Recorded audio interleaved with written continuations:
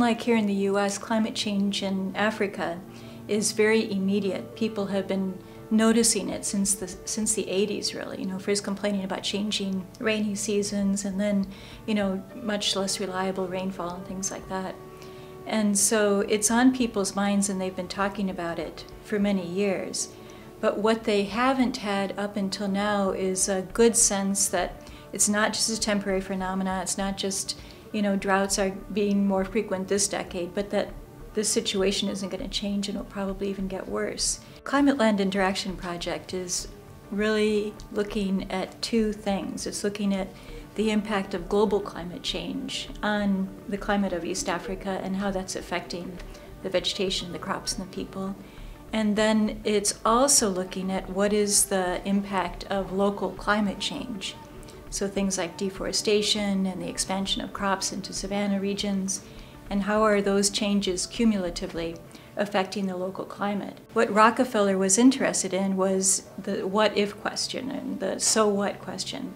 So assuming that climate change is happening, and we have probably the best model to indicate where it's going to happen and how it's going to happen, what is the impact on crops and crop productivity, and how can agricultural researchers in the region plan for that? How can they better breed crops so that they're more resilient to climate change? The area is very diverse, from the glaciers on Mount Kilimanjaro to deserts. And so climate change is going to impact all those regions very differently. And so they're interested in seeing what crops might grow better where, and how that's going to change, and how they can target their research on new breeds to these different farming systems, these different areas. What we've been able to do is have results that are much more specific for the different areas within East Africa.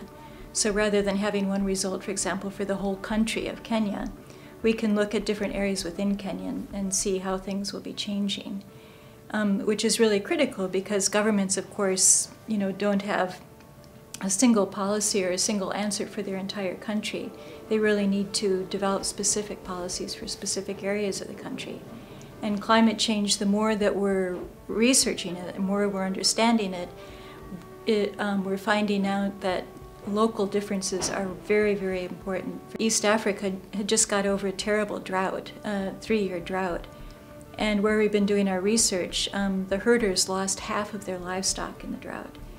And so what we're doing is working with the herders. We can't prevent, a drought, but what we can do is planning on what happens when the next drought comes.